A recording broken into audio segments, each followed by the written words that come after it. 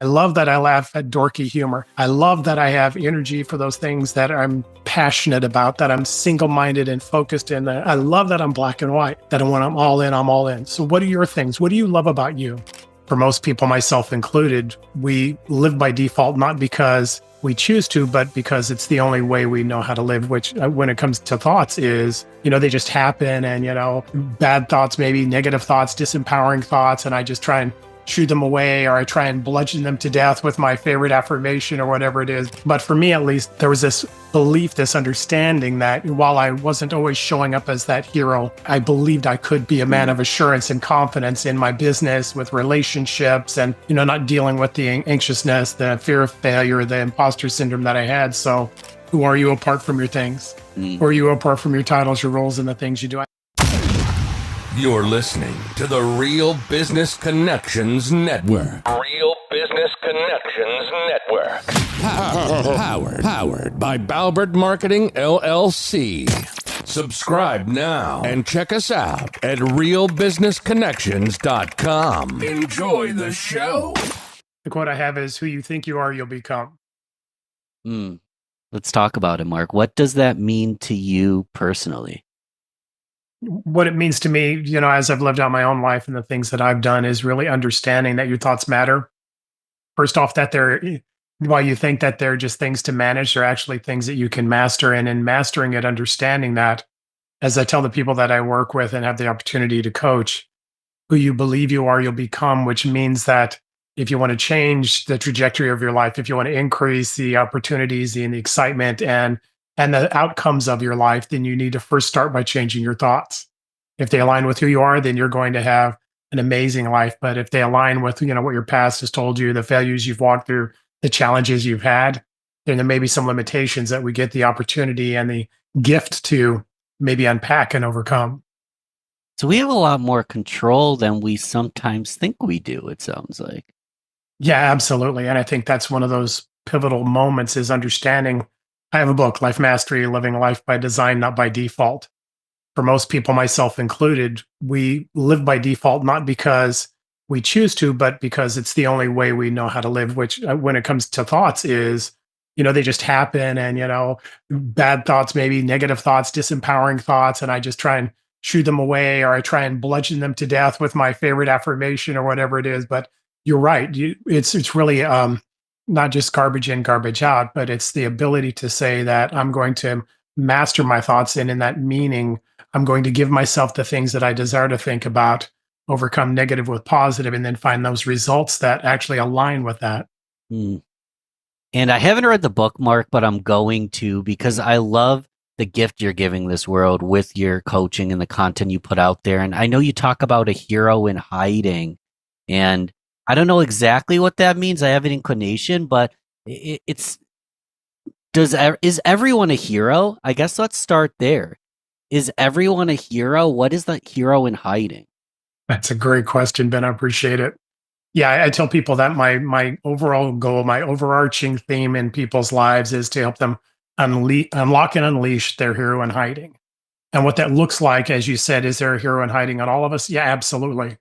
Then the hero in hiding is, like in my own life, as I was growing up and getting into adulthood and wanting to have success in my life, there was the man I had on the inside, the person I believed I could be, but he wasn't the person that was always showing up because of my past and the challenges that I've, walked through. We all have had them.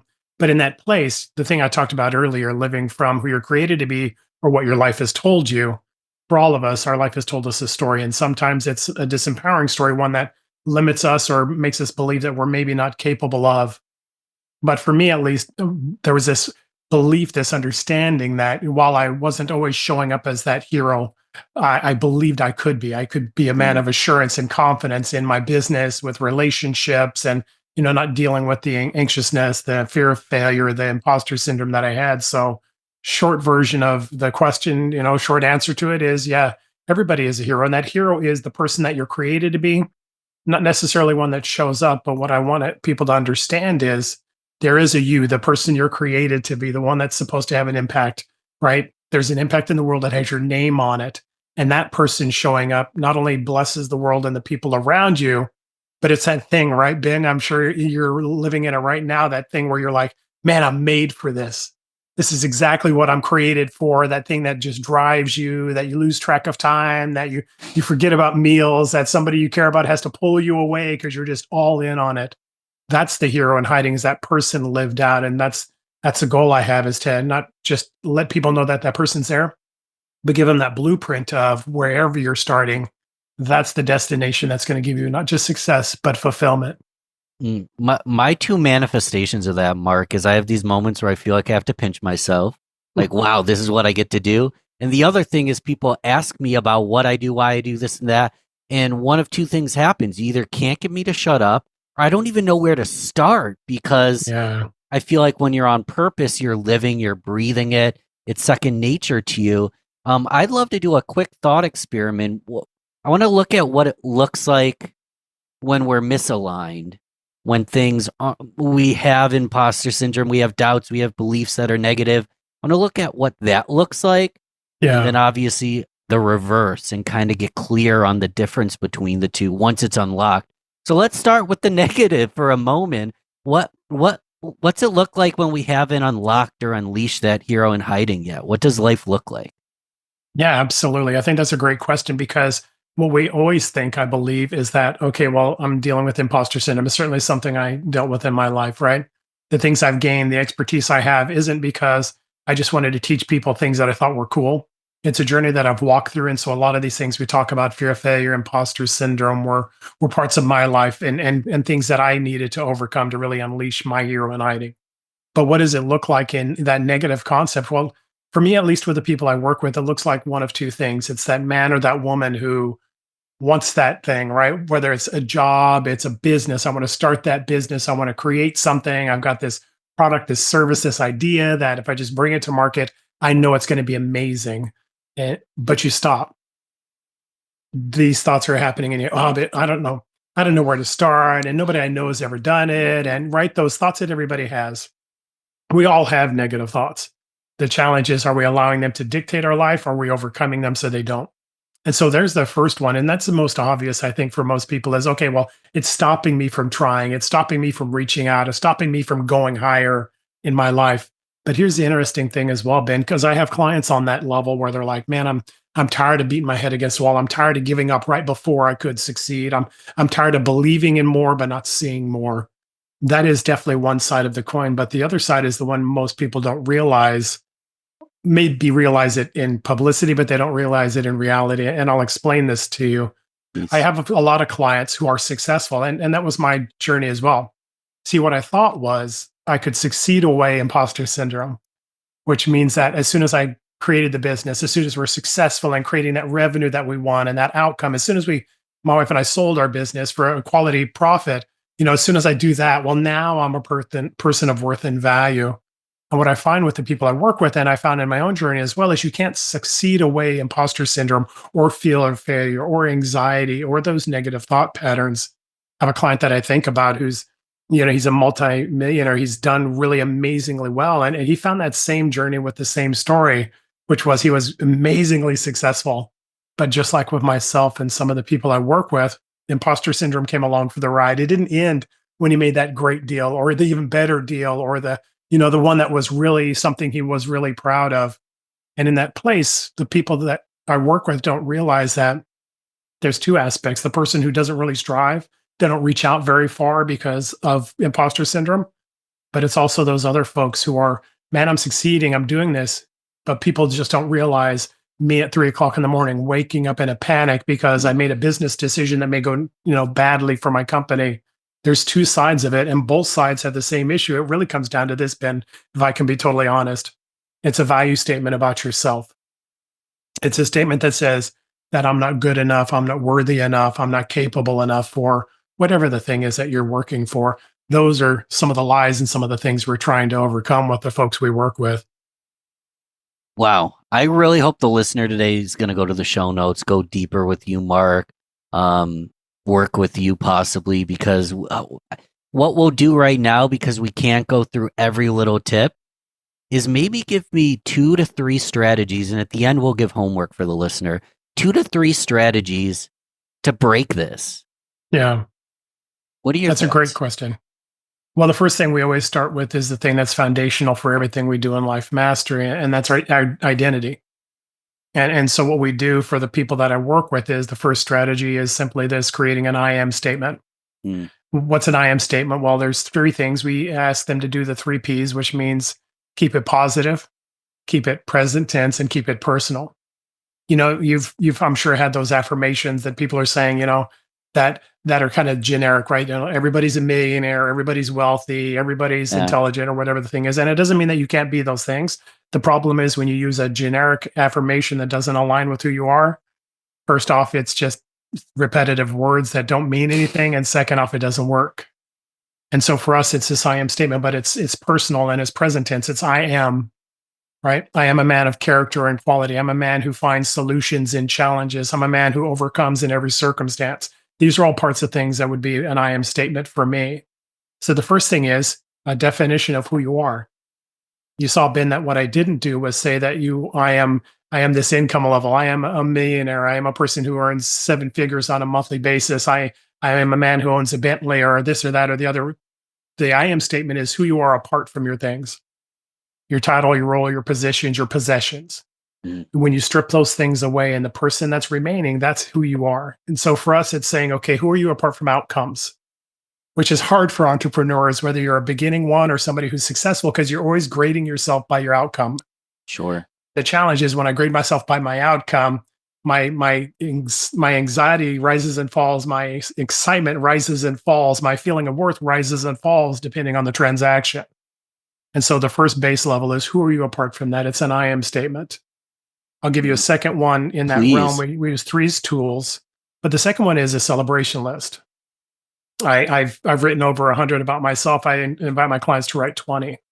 And just like with the I am statement, what I tell them is this is not celebrating the things you've done. It's not your accomplishments. It's not your accolades. It's not your trophies on the wall. This is simply answering one question: what do you love about you? So, for many people, whether you're a high achiever or somebody just starting out or anywhere in between, many times we see our failures before our successes. See our shortcomings before the things we're gifted at. And so, what we do again by stripping away you from your outcomes is saying, okay, well, what do you love about you? What's the things about you that's worth celebrating? That strips away outcomes, that strips away me having to earn it, that strips away me having to try and measure up and saying, okay, I love this about me. I love that I love chocolate. I love that I laugh at dorky humor. I love that I have energy for those things that I'm passionate about, that I'm single minded and focused in. I love that I'm black and white, that when I'm all in, I'm all in. So, what are your things? What do you love about you? Because the more I give myself permission to be somebody worth valuing before I do something, the more I give myself full energy, full acceptance, and full ability to show up in everything because I'm not needing my outcomes to overcome an insecurity. My outcomes are simply coming from my identity. So that's two. I am statement celebration list. There's an accomplishment list there that we won't get into. But why do we write those out? Why do we make sure that we understand all of those things about ourselves? We give ourselves our own affirmations that are aligned with identity because there's a three-step transformational strategy. We'll go through one, but there's three that we use. It's mastering your thoughts, your words, and your actions. We'll not do actions or words, but mastering your thoughts. As I said in the beginning, who you think you are, you'll become. There's another phrase I'll give your listeners and the people watching this that I tell my clients all the time, and it's this: if your thoughts don't align with who you're created to be, then they're lying to you. Mm, You should probably write that down if you haven't already. If your thoughts don't align with who you're created to be, then they're lying to you. And we've had those times. Okay, well, if my thoughts are lying, or if they're disempowering, or if they're holding me back, or if they're this anxiousness that nobody knows about, the mental gymnastics that, again, you're trying to use your generic affirmations to beat them into submission. Well, how do you change them? First and foremost, two things you need to know. One is you can only have one thought at a time. mm, Your mind can only be occupied by one single thought at a time. You think you can have more, but you don't. And the second is the best way to overcome a negative thought is with a positive one. And just like this, Ben, I'll give you a bit of a secret. When somebody trains for war, when they train with strategy and tactics and all the things they do, sure. I know when they don't do it. They Yeah. don't do it when they're in battle. They do it before. And so that third strategy, right? We talked about I am statement, we talked about celebration list. Well, those are your affirmations that you're reminding yourself of. With the people I work with, I tell them first thing in the morning, last thing at night, remind myself of who I am when I wake up and remind myself of who I've been when I go to sleep. To me, I've done it multiple times, 5 times a day as I was building up a belief system and an understanding of who I am. But here's the reason we're doing it, Mm. because when I start to have, I don't know if I can do this. Oh man, I'm going to mess this thing up. Oh, it's going to be horrible. I already have ammunition. I already have training to go back to say, no, I'm a person of integrity. I'm a person who finds answers in all circumstances. I'm a person who's the answer to the circumstance I'm walking into. I find solutions where there's problems. I find answers when there's questions. See, many times, Ben, believe it or not, we think we're the question to be answered in a circumstance versus the answer to be given. Mm. And as we start to unpack these things, as we start to give ourselves the ammunition of, if you could say this, preloading your thoughts in alignment with who you are, now all of a sudden that man or that woman starts showing up in the boardroom, in the business decisions, when challenges are happen, when crazy things come up at the last minute that you don't have an answer to. Now all of a sudden your emotions are aligned with that, right? Because when I'm a person who's a person of assurance, of confidence, of capability, well, the emotions that come along with that are somebody who's brought excitement, brought energy, brought fortitude, brought diligence to the thing. When I'm a person who comes in feeling like, I don't know if I'm going to be able to do this, then there's hesitation, then there's worry, then there's anxiety. So those three things, an I am statement, who are you apart from your things, your value, your worth, your character, write that down. Celebration list, what do you love about you? Write 20, write 30 if you can, write 40 if you dare. But at the end of the day, the more I celebrate who I am, Mm. the more I give myself permission to show up as I am. And the third one is, how do you overcome a battle? You train before you get there, not while you're in it. So if we're going to master our thoughts instead of manage them, we're going to do it by giving ourselves the ammunition ahead of time, affirmations before we need them, consistency on a basis. And over time, that man or that woman, I guarantee, will show up. You'll start to recognize, oh, I wasn't stressed there. Oh, I found an answer there. Oh, I didn't blow up there, Mm. right? Because you're starting to show up as that person you're created to be. Oh man, Mark, if I wasn't being present, listening to every word, if I was a third party listener, a fly on the wall, I'd be taking vigorous notes. So I encourage anybody, if they couldn't take notes, you can just re-listen, take some notes. Yeah.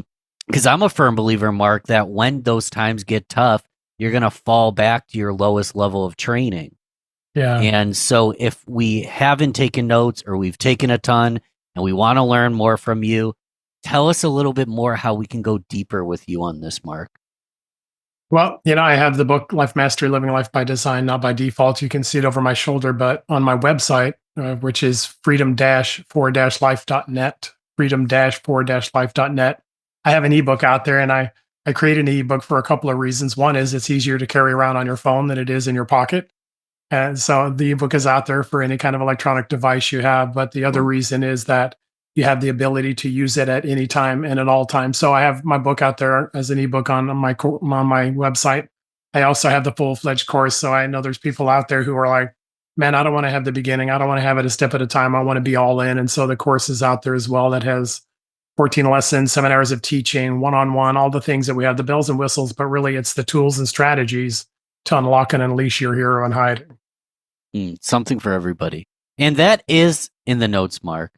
And I really hope I'm talking slowly on purpose because I'm giving people opportunity to open up a new tab and grab a pen and pencil, either or, pen and pencil. That's like two-handed writing.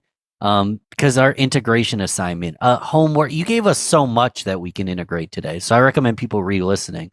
But give us one simple task that we can do maybe as early as turning this podcast off, or at the very least in the next 24 hours. Give us some homework that we can implement today. Yeah, absolutely. The first is this. The first foundation is everything. And it's, who are you apart from your things? Who are you apart from your titles, your roles, and the things you do? I know it's a conversation that takes a minute. I know if you're a person of faith like myself, the first conversation is with God saying, God, who did you make me to be?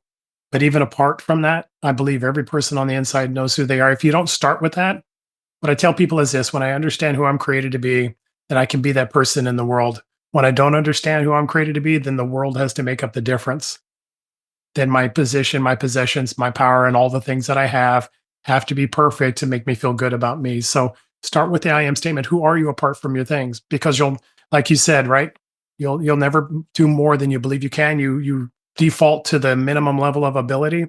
What I tell people is this: you'll never be greater than you believe you can be. But when you understand who you are, you can be that in every circumstance. It starts with an I am statement. If you start there, now all of a sudden you're starting to unpack some things that are going to be transformational and amazing for your life. Powerful, Mark. Man, I'm blessed to have you on the show. This was fun. I appreciate it. Let's talk soon. I encourage the listener go deeper with this gentleman. It's a lot of fun. I'm out of words, man. This was good. I Thanks. appreciate you. Absolutely. It's great having the conversation with you. I appreciate it, Ben. Talk soon.